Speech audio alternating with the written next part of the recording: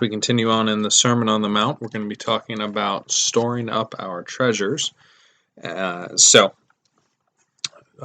just jump right into the next section, starting in verse 19 of chapter 6. Do not store up for yourselves treasures on earth, where moths and vermin destroy, and where thieves break in and steal, but store up for yourselves treasures in heaven, where moths and vermin do not destroy, and where thieves do not break in and steal. For where your treasure is, there your heart will be also. So Jesus, he's been telling us so far about how we shouldn't do the righteous act simply to be noticed, and that people who do it simply to be noticed, they've already received the reward on earth, and that's all they're going to get. But God is noticing, or God notices the righteous acts that are done in secret, and He rewards those people with heavenly rewards. So He wraps up this idea by telling His followers, hey, don't store up for yourselves treasures on earth. Store up for yourselves treasures in heaven. And so what happens to earthly treasure? Well, if it's stuff, it breaks, or it could be stolen. If it's money, it could be stolen, or the stock market could crash. So many different things could happen. And so earthly treasure, it disappears. Over time, it's not permanent, and all sorts of things, whether it's collectibles or actual cash, that they disappear. They have a shelf life on them. So, heavenly treasure, however, is protected, and so heavenly treasure doesn't break, it doesn't get lost, it doesn't get stolen, so Jesus is saying, hey, heavenly treasure is clearly better than earthly treasure because it is permanent, whereas earthly treasure is very temporary. And so he's saying, hey, wherever your treasure is, there your heart will be also. And so what he's saying is, take this treasure that you have, look at your hearts, look at what is it that you value. That's where your heart's going to be. And so put your treasure, value the things that are in heaven, that are eternal, that are lasting and don't go away, don't get rusty and broken or stolen, but instead are things that last forever, and focus your heart, focus yourself on those things. So he goes on, he says, in verse 22 and 23, the eye is the lamp of the body. If your eye is single, your whole body will be full of light. But if your eye is evil, your whole body will be full of darkness. If then the light within you is darkness, how great is that darkness?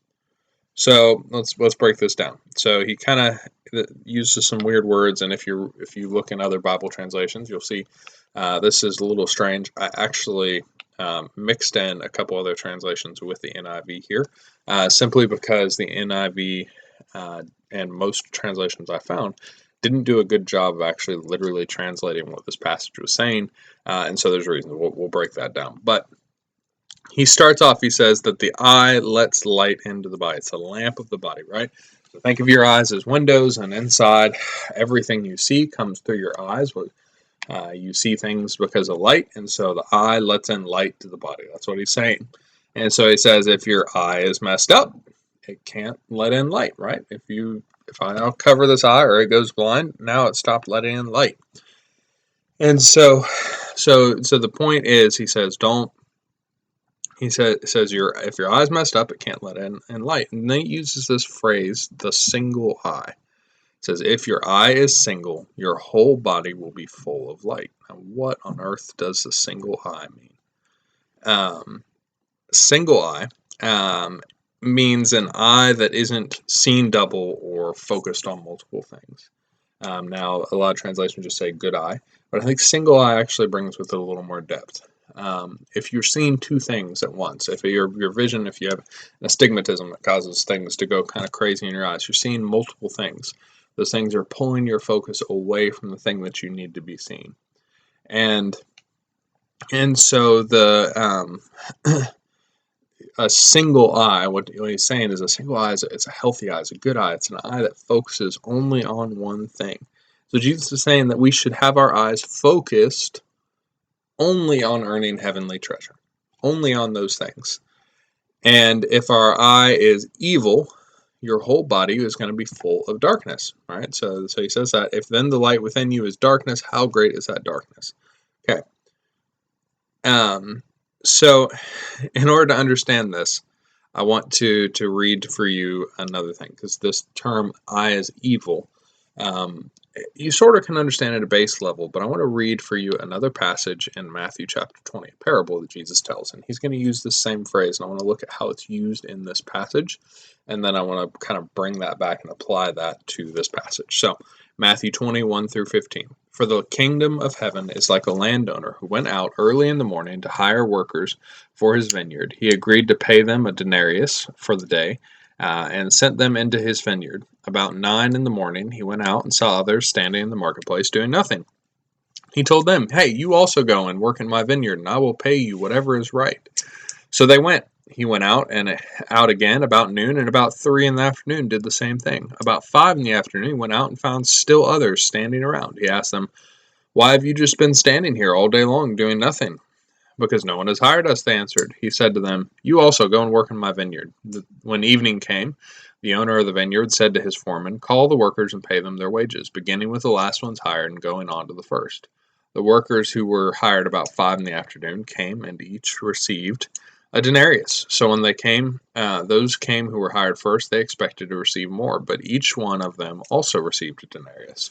When they received it, they began to grumble against the landowner. These who were hired last worked only 1 hour. They said, "And you have made them equal to us, and have borne the burden of the work. Us who have borne the burden of the work and the heat of the day." But he answered one of them, "I am not being unfair to you, friend. Didn't you agree to work for a denarius? Take your pay and go. I want to give the one who was hired last the same as I gave you. Don't I have the right to do what I want with my own money? Or is your eye evil because I am good?" Okay, so the workers who started first, the workers who worked all day, they agreed to work for a single denarius, a single money. So let's just say this is incredibly low, but let's just say $1. They agreed to work for $1 for the day. And at the end of the day, they come to get their dollar, and they see that all the workers who'd only been there for an hour, they got $1 too. And so they're like, "Well, if they got $1, then we must be getting more because we were here more time." And so then they get mad when they also get $1, and the master, he says, "Hey, I paid you exactly what I agreed. In fact, I was very fair to you. I didn't cheat you. I didn't give you less. I gave you exactly the amount that we agreed upon for the work that you did." Um, and he says, you're so focused on the fairness of the situation that they're missing the generosity and good that the master did for those newer workers. The master didn't have to pay those newer workers as much, but he looked on them, and even though they had done less work, he gave them full pay. And that was a generous thing for him to do. It was what he chose to do. And so he says this statement, "Is your eye evil because I am good?" So here's that phrase, that evil eye phrase. So the evil eye is referring to an eye that sees money and rewards as more important than the goodness and generosity of God. All right. So there is your eye evil. Are you so focused on being rewarded that you're missing the fact that I am being generous? I'm doing good thing for these people, that these people have earned more money as a result of my generosity. And so we're so focused on compensation and reward that we miss the point that God is generous. And so this is what the evil eye is. And in the context of Matthew chapter 6, don't store up earthly treasures because they disappear, but heavenly treasures last, right? That's the context here. So a good eye lets in light to the body, but a bad eye is so focused on earthly things that it misses God's blessing, which blinds the body by leaving it in darkness, right? This is what he's saying. That's what the message of this is. Hey, a good eye focuses on one thing and one thing only, on the kingdom of heaven. A bad eye misses that. It is not a single eye, and instead it focuses on earthly treasures and wanting more treasures, and it misses all the blessings that God has in someone's life. God blesses us in so many ways other than money. And you'll see that one day. And there are some times in life that it's hard for you, and it takes a conscious effort to sit and look at what you have and say, I am struggling with money. And God, why haven't you given me enough money? Why are so many people rich and I'm poor? Why am I living paycheck to paycheck, whatever? But it's easy to do that and forget to look around and see all the blessings in your life, all the wonderful place God has given you to live, the food that you get to eat on a daily basis, the iPhone that you have, things like that, the blessings that God has abundantly poured forth in your life that you take for granted because we focus too much on earthly treasures. It takes us away from God. That's what Jesus is saying. So then Jesus, he wraps up this idea. He says in verse 24, no one can serve two masters. Either you will hate the one and love the other, or you will be devoted to the one and despise the other. You cannot serve both God and money. So Jesus is saying, choose your master. Pick it. Pick your master. Pick who you want it to be. You got to pick one, money or God. If money is all that you care about, it will consume you and you will die, and you won't take any of it with you. And your whole life will have been spent caring about money, which does not last. What a wasteful life that is. 1 Timothy 6, chapter 6, verses 6 through 10 says, but godliness with contentment is great pain. For we brought nothing into the world, and we can take nothing out of it, but if we have food and clothing, we will be content with that. Those who want to get rich fall into temptation and a trap, and into many foolish and harmful desires that plunge people into ruin and destruction. For the love of money is a root of all kinds of evil. Some people, eager for money, have wandered from the faith and pierced themselves with many griefs. So, God gives out blessings and treasure that cannot be lost. But what we're seeing here in 1 Timothy is Paul's saying, hey, you can't take that with you. And that the love of money is going to lead into all kinds of different troubles in your life. He even goes so far as to say that that some people have wandered from their faith, and those who get rich fall into temptation, and all these things. Like he kind of makes it sound almost like you can't be a Christian if you're rich, and that's not true. Does this mean that you can't be wealthy and a Christian? No, not at all. What it's saying is that valuing money above God leads to destruction. You can still be rich and be a Christian. You can still be rich and value money above God and be a Christian, but the Bible warns you that that is going to lead to your destruction. Because what did we learn about the eye? Don't split the attention. Don't focus on earthly things and miss out on the blessings that God has you. Pursue this righteous lifestyle. Let God be the one that sees fit to reward you. Don't be focused on getting earthly gain, earthly notice, earthly power, earthly money. It's not going to do you any good. All it's going to do is lead to your destruction if you value it above God. If you value it above God.